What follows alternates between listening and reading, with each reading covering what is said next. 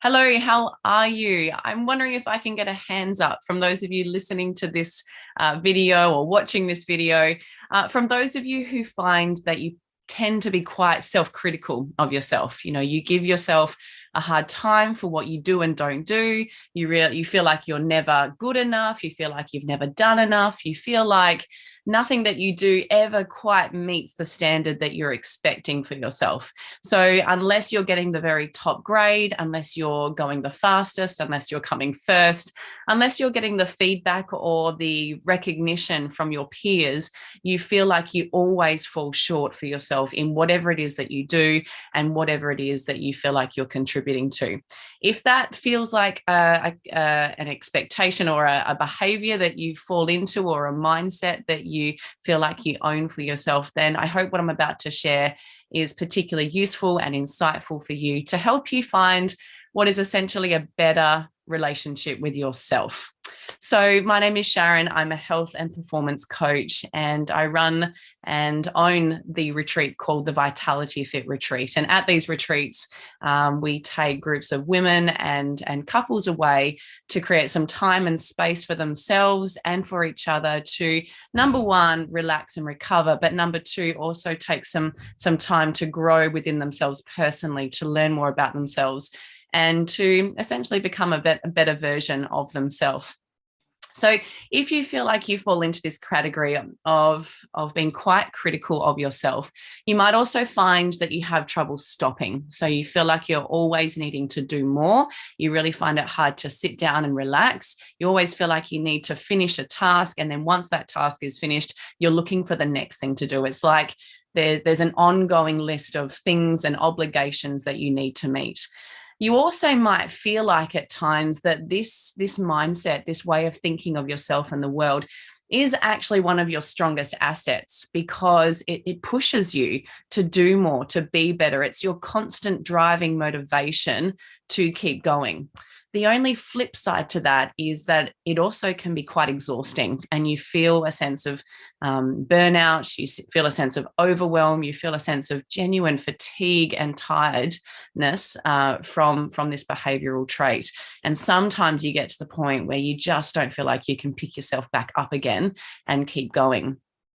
You might also find yourself going to others and seeking out praise, almost going out of your way to get other people's feedback and recognition. And sometimes you feel like it's a little bit of neediness within yourself, and you kind of feel this sense of desperation, but you don't know what to do about it because you rely so heavily on the feedback of others because you're not very good at giving it to yourself. So all of these factors, all of these elements may play into your lifestyle in a number of ways. It's ultimately going to affect your health and well-being from a stress point of view, and from a lack of recovery perspective.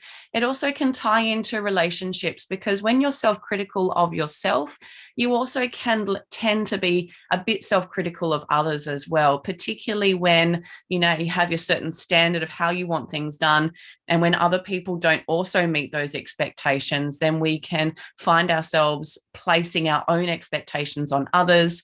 And sometimes they don't even know that we have that expectation of them. So it can kind of create a bit of tension in your relationships as well. So that's some ways to recognize that you perhaps have this as a characteristic within yourself. Now, I have to say, I've been on this journey myself. There's a particular incident that I really relate to for myself, and it has to do with doing what I would call quite a significant health and fitness event. So a couple of years back, actually a few more than a couple of years back now, I completed an Ironman. It was my first one ever.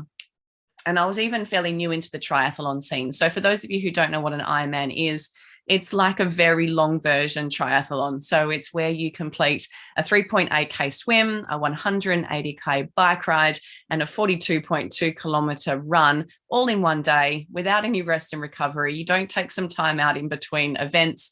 You just go from one section to the next and aim to complete it all. Ideally, number one, complete it, but number two, complete it in a good time. Now, that was certainly the intention that I went with. I wasn't so much focusing on the just complete it bit. I was more so focusing on getting it done as quickly as possible. And I have to say that when I got to the end of that event, which I did complete, which in itself is a huge feat, because when I started training, or when I registered for the Ironman, I couldn't even swim a single lap in the pool, not necessarily even because of fitness, but because of skill level. I didn't even know how to swim properly. I'd never been on a bike in clips before, and I'd never run a marathon. So while I could run, and running was probably my greatest leg of the race, it was something that I'd never run that distance before either. So then when you combine all of those factors together, simply getting to the finish line should have, and it did, feel like a great accomplishment. However, take myself back to when I did finish with a slightly different mindset. I got to that finish line and there was a sense of disappointment in me, because I fell outside of the time frame that I wanted to do it in. I was about an hour outside of what I wanted to do it in. And it came down to the fact that I didn't plan out my nutrition very well, and my body didn't react very well to the nutrition that I was taking on board during that event. There are so many factors that come into that race over that period of time, that there are many things that can go wrong. And the fact, again, that I got to the finish line was great. But because I didn't finish it in that period of time, I walked away with that, from that event, with that disappointment. And I carried that with me for quite some time, which meant that all of that effort, all of that work that I put into training for that Ironman felt like it was a bit tarnished. And the achievement of getting across that finish line, again, didn't feel as great as it could have. And again, all of that effort didn't really feel like it paid off as much as I wanted it to. So it means that the next time that I went to go and think about doing that event and training for that event, it felt like it was going to be harder work than perhaps it would have if I'd actually allowed myself to embrace the achievement and celebrate the victory of actually getting across that finish line, because I would have had a stronger sense of confidence and a stronger sense of motivation going back into it the next time. So anyway, that's my little taste of where my overly critical self played into how it affected some of my longer term goals. And that's what I wanted to share with you in this video is what's the key to changing that for yourself? If you're also someone who finds that you can be overly critical of yourself, then how do we overcome this? Now, before I go into how we overcome it and the key to doing that, I wanted to share a little metaphor around the whole glass of water and metaphor. So for those that are overly critical of themselves, where we tend to notice the water at times when we're feeling this sense of criticism of ourselves, or if we're feeling particularly stressed or stretched, then we can kind of fall into this cycle of viewing ourselves in a more critical way than at other times of our life. And when we're in this phase of self-analysis, then we tend to view the cup of water as being half empty. However, if we're coming at life with a more optimistic and positive view of ourselves, then we tend to view the cup of water as being half full. And the difference between this is when it comes to decision making. So if I've got my cup of water and I notice that it's half empty and I'm making a decision about whether or not to refill that cup of water, the decision to refill that cup of water is going to be coming from a place of fear and a place of lack. Because with a self-critical analysis, I'm thinking, I want to fill up that cup of water for fear of missing out, for fear of not having enough water and being in a bit of a predicament and finding myself too thirsty and too lacking water.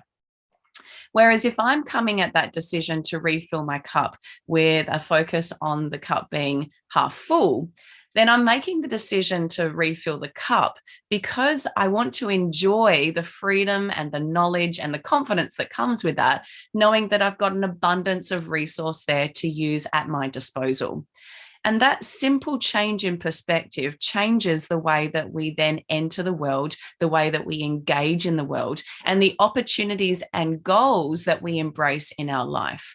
We're more comfortable with leaning into discomfort. We're more comfortable in stepping into the unknown because we know that we've got good resources within us to deal with a couple of knocks and know that we can bounce back, to deal with the uncertainty and know that we're okay. We feel more grounded and secure within ourselves to be able to take that journey. So the key to this, the key to changing that perspective of yourself really is acceptance, embracing acceptance. And it's acceptance of yourself. It's acceptance of the world, and it's acceptance of what you can and can't control. But ultimately, it's an acceptance of yourself. It's understanding that you are doing your best no matter what. It's about an understanding that what you're doing is good. It's good enough. And that if you knew a better way, then you would be doing it differently. It's about trusting in yourself with that knowledge to know that if you could change it, you would. And if you could do it a better way, then you would. So that sense of acceptance within ourselves allows us the freedom to go from a motivation source that comes from lack, a motivation source that comes from saying, oh, I'm not good enough, so therefore I need to get to good, and I'm going to do all that I can to get to that sort of safe place. Coming from acceptance changes that by going, hey, I know that I'm good enough and I want to be even better. So it starts us with a really good foundation in the first place, and it allows us to elevate to a higher level. It's what really gives us the opportunity to chase our dreams, to stretch ourselves to our ultimate potential. It gives us permission to take a few risks and to really go after what it is that we want. So acceptance is the key. Now, to gain acceptance, you might find for yourself that you need to go through a bit of a process of forgiveness, because forgiving ourselves is the greatest gift around letting go of past decisions that we might have made that we previously judged ourselves on. You also might need to go through a process of letting go of stories that you've told yourself, about how you're not good enough, about how you're not pretty enough, about how you're not smart enough, about how you're not skilled enough. Letting go of those stories and understanding that you are good enough, and to stop the dialogue around those stories is really a key to then embracing that acceptance. And then finally, there might also need to be a retiring of old identities that have been steering you down this track all this time, to say that, to say thank you to those identities that ultimately they've been keeping you safe this whole time. They've been keeping you sort of wrapped in a little cocoon of safety. But now we're ready to step out and to stretch our wings and to find and to discover what we're truly capable of. So if those steps sound like something that you would like to journey with, if you feel like you're in need of that forgiveness, of that letting go process, of that retirement process, if you like, then feel free to reach out and come and do some coaching with me on a one-to-one basis, or come and join me at the Vitality Fit Retreat, where we can create this really beautiful experience for you. It's over a couple of days. We create time and space for you to just relax, chill out, and also work on yourself and just discover parts of you that have either been holding you back or things that you didn't know about yourself that can ultimately become your greatest asset. So I look forward to hearing from you. Thank you so much for joining me, and I will look forward to sharing more with you at a later date.